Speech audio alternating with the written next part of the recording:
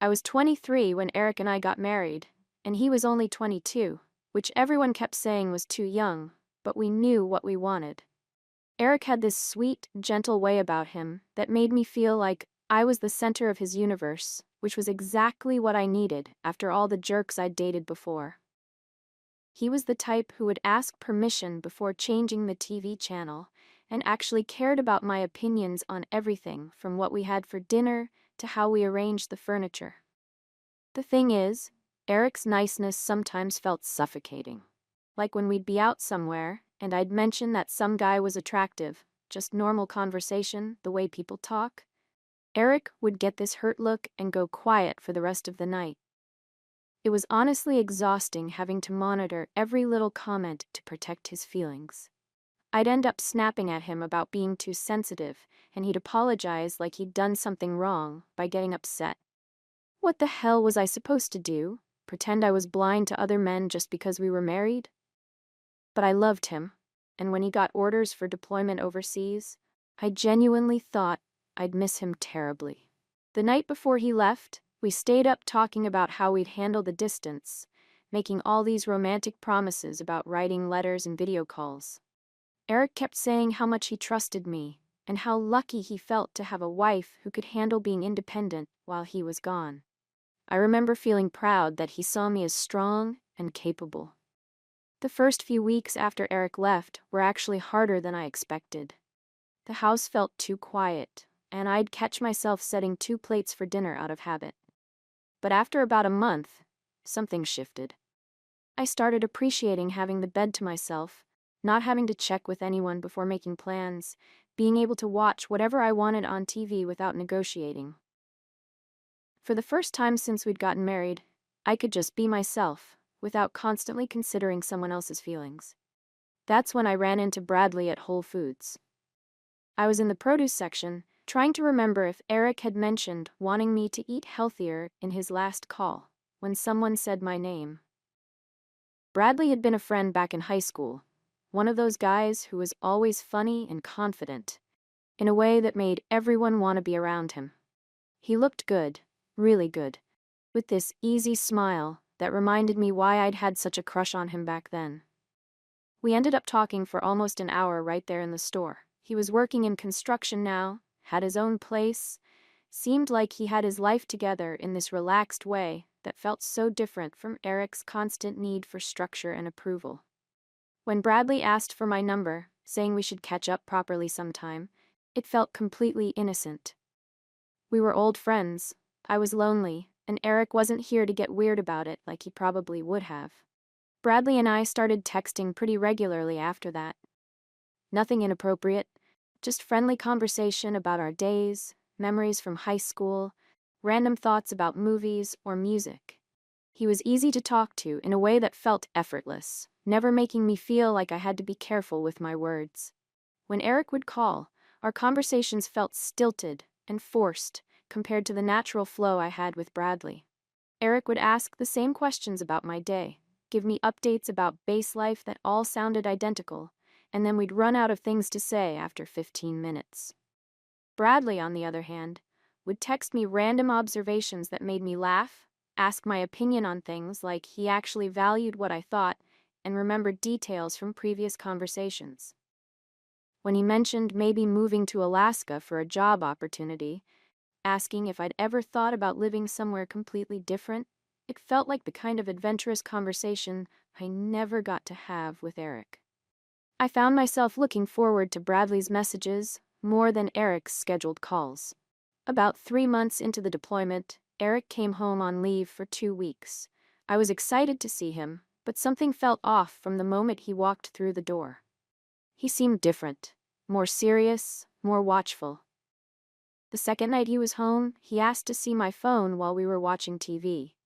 Just casual, like he wanted to check the weather, but when he started scrolling through my messages, his whole body language changed. "Who's Bradley?" he asked, and his voice had this tight quality I'd never heard before. I felt this weird, hollow feeling in my stomach, but I kept my voice normal. "Just an old friend from high school. We ran into each other at the grocery store."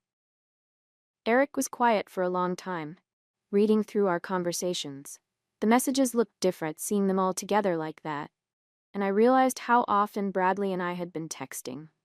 But it wasn't like we were saying anything wrong, it was just friend stuff, normal conversation between people who enjoyed talking to each other. Some of these messages seem pretty close, Eric said finally. Like this one where he's talking about Alaska and asking if you'd ever want to start over somewhere new. I could feel myself getting defensive. Are you serious right now? He's talking about a job opportunity and making conversation. Am I not allowed to have friends just because you're not here to supervise me? Eric looked like I'd slapped him. That's not what I meant. It's just the way he talks to you and how much you guys text every day. It feels like more than friendship. Well, it's not, I said, probably more sharply than necessary. Bradley is a friend, Eric. I'm sorry if that threatens you, but I can't just sit in this house like a nun waiting for your phone calls. We ended up fighting about it for hours. Eric wasn't accusatory exactly, but he had this hurt, confused way of asking questions that made me feel like the bad guy for having a social life. Finally, he asked, not demanded, asked if I would stop talking to Bradley while he was deployed. Said it would make him feel better about being so far away. I agreed because I loved my husband and didn't want him worrying while he was overseas. But honestly, I felt resentful about it. Eric was basically asking me to cut off a friendship because he couldn't handle me talking to another man. It felt controlling and unfair, especially when I hadn't done anything wrong. After Eric went back to base, I kept my promise for about 2 weeks, but Bradley kept texting, asking why I'd gone quiet, saying he missed our conversations. When I finally responded, explaining that Eric had gotten weird about our friendship, Bradley was so understanding about it. He said he respected my marriage, but thought Eric was being unreasonable, that a secure husband wouldn't feel threatened by his wife having male friends. That made sense to me. I started texting Bradley again, but I was more careful about it. I changed his contact name to something neutral and turned off the message previews on my phone. It wasn't because I was doing anything wrong. It was because Eric couldn't handle the truth about normal friendship, and I didn't want to cause problems over something so innocent.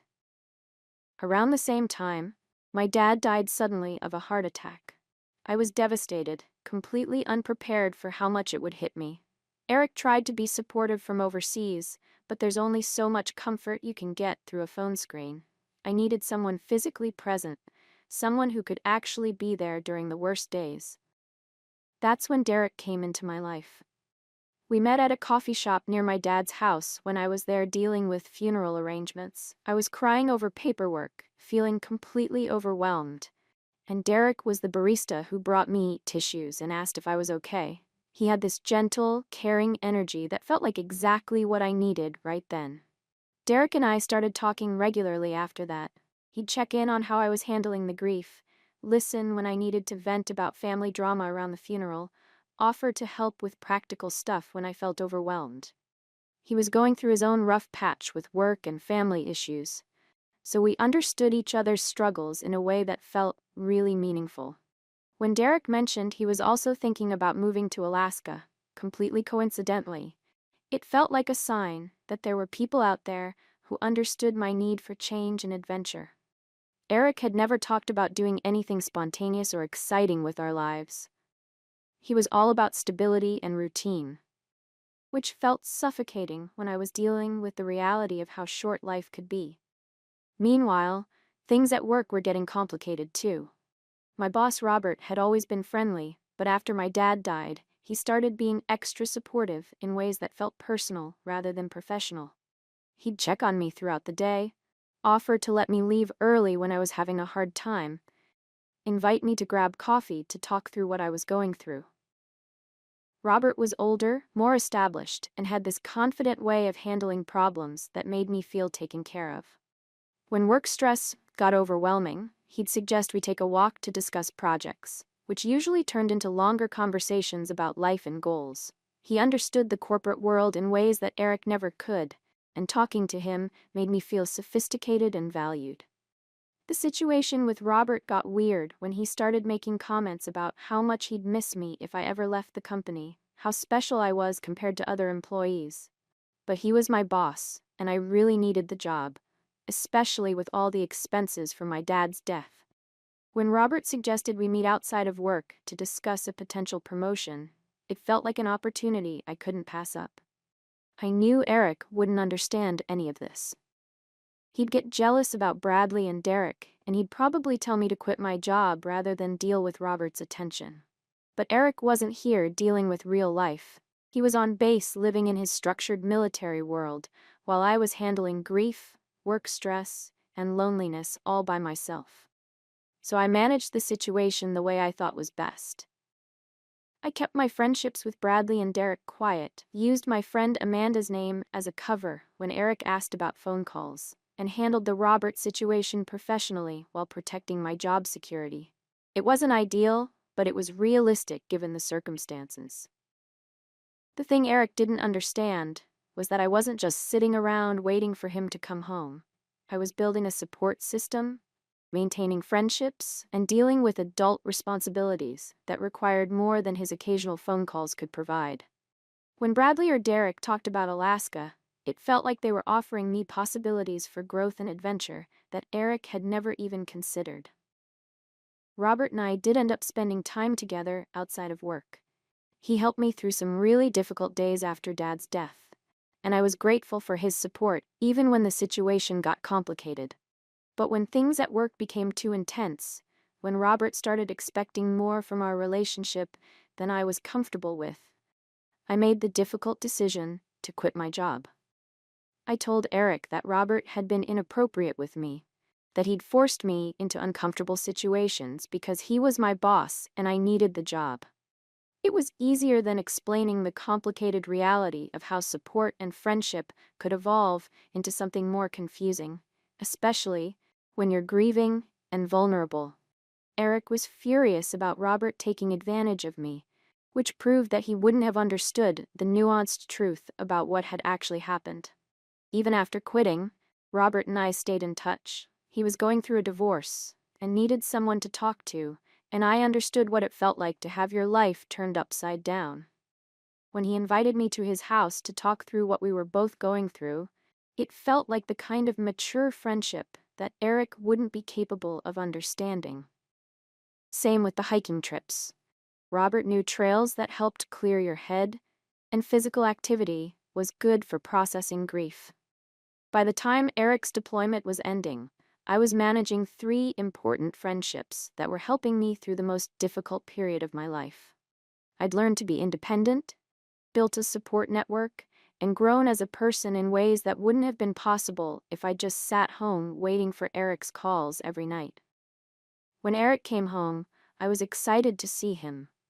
But I also felt nervous about how he'd adjust to the person I'd become. I'd gotten used to making my own decisions, having conversations with people who challenged me intellectually, and not having to explain every aspect of my social life to someone who got insecure about normal friendships. Eric seemed different too, more serious, more observant. He started noticing things about my phone habits that he'd never paid attention to before, like how I'd flip my phone face down during conversations, or step into the other room to take certain calls. But I'd gotten used to privacy over the past year, and it felt invasive, having someone monitor my communication again. I could tell Eric was suspicious about something, but I figured he was just readjusting to being home. He'd always been the jealous type, and deployment had probably made his insecurity worse.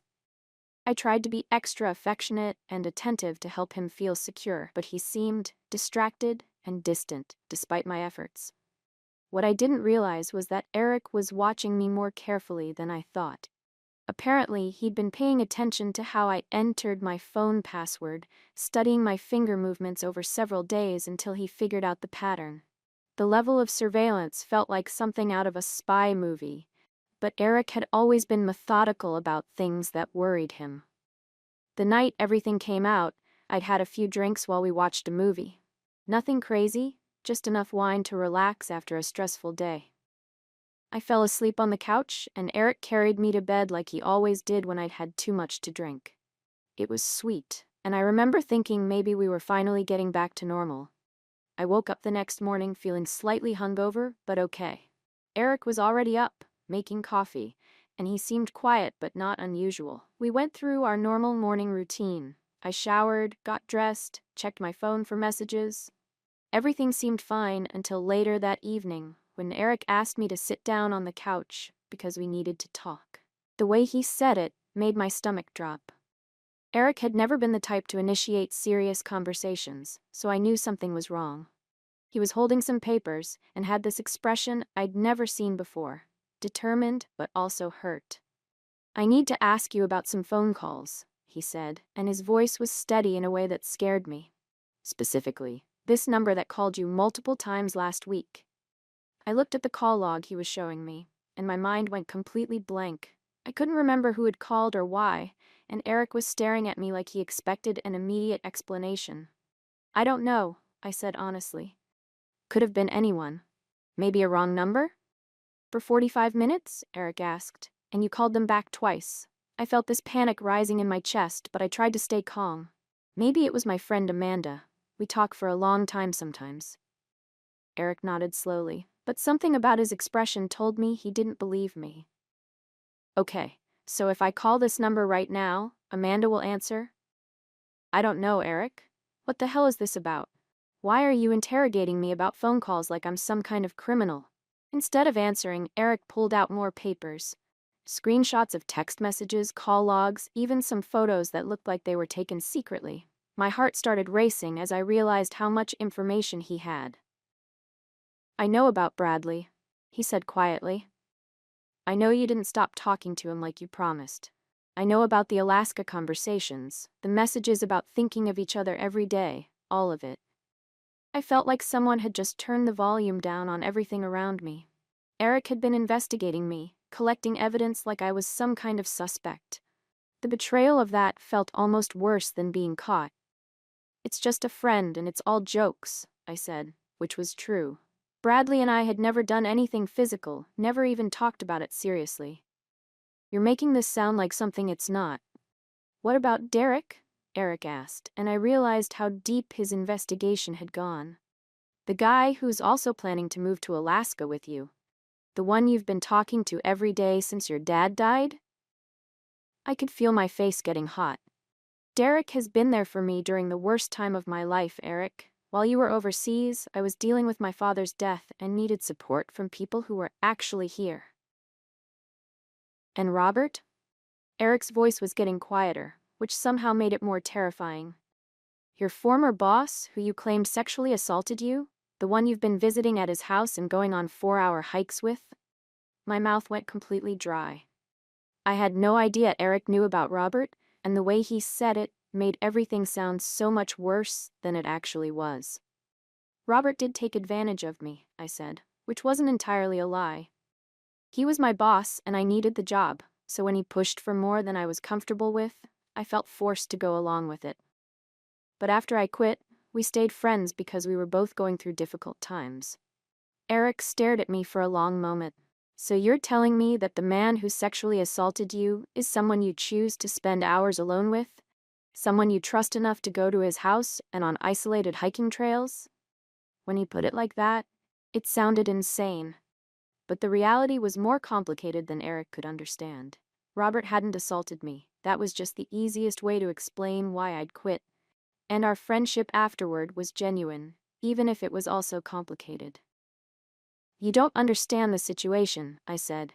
"It's not black and white like you're making it sound." Eric pulled out his phone and started reading directly from screenshots. Messages between Bradley and me about missing each other, conversations with Derek about starting fresh somewhere new, texts with Robert about meeting up. Seeing it all together like that, presented as evidence, made everything look different than it had felt in the moment. "I gave you multiple chances to tell me the truth," Eric said. "I asked about the phone calls, gave you opportunities to explain what's been going on. Instead, you lied to my face and swore on your mother's life that you were being honest with me." I remembered doing that, swearing on Mom's life when Eric had seemed suspicious about something weeks earlier.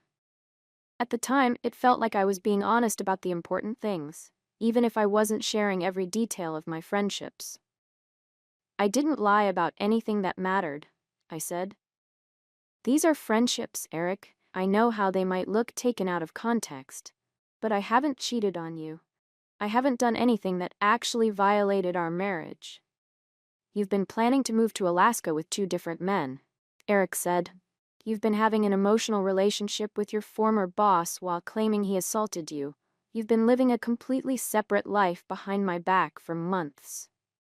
The way Eric laid it out made it sound so calculated and horrible.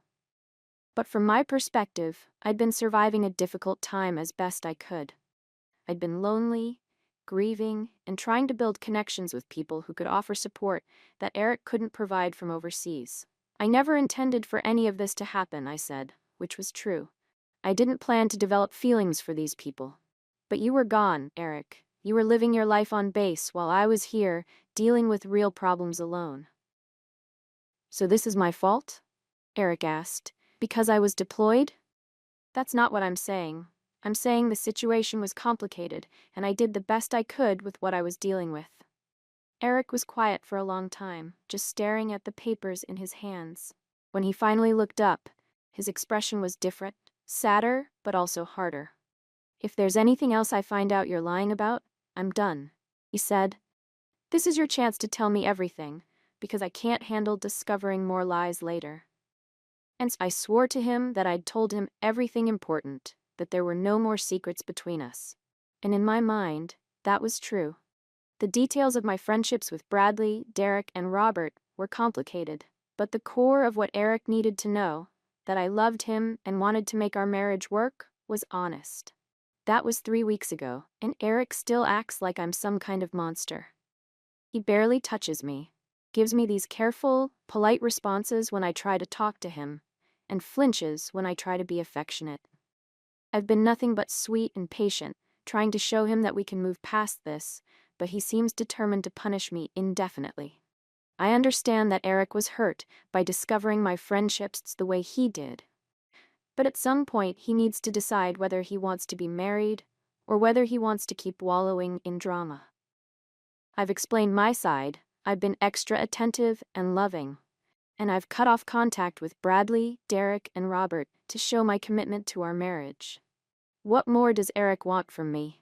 I was dealing with grief, loneliness, and work stress while he was overseas, living his structured military life. I built friendships with people who could provide support he wasn't available to give. Maybe I wasn't perfect in how I handled everything, but I was doing the best I could under difficult circumstances. Now Eric sits around looking wounded and betrayed, like he's the only person who's ever been hurt in a relationship. He can barely kiss me without this pained expression, and when I try to initiate intimacy, he goes through the motions but clearly isn't present. It's like he's determined to make me pay for having a social life while he was deployed. The most frustrating part is that Eric keeps saying he doesn't know if he can trust me again. As if I'm some serial cheater who's been running around town. I had friendships, complicated ones, maybe, but friendships with people who were there for me when I needed support. I never physically cheated, never stopped loving my husband, and never intended to hurt anyone. But Eric has turned this into some massive betrayal that's apparently unforgivable. He talks to his friends about our problems, probably making me sound like some terrible wife who was plotting to run away to Alaska. Meanwhile, I'm the one doing all the work to repair our relationship while he just sits there being sad and distant. I love Eric, and I want our marriage to work, but I can't keep apologizing forever for having friends who supported me through the hardest time of my life. At some point, he needs to acknowledge that deployment is hard on both people in a marriage, and that I was dealing with real problems while he was gone. If he can't understand that, maybe we're just not compatible anymore. I've been the perfect wife for 3 weeks now, attentive, affectionate, completely focused on his needs and feelings. But Eric seems more interested in staying hurt than in moving forward together. People go through rough patches in marriage, and couples who really love each other find ways to work through problems instead of dwelling on them forever. If Eric decides he can't get past this, that's his choice. But I'm not going to keep walking on eggshells around his feelings when I know in my heart that I was just trying to survive a difficult time the best way I knew how.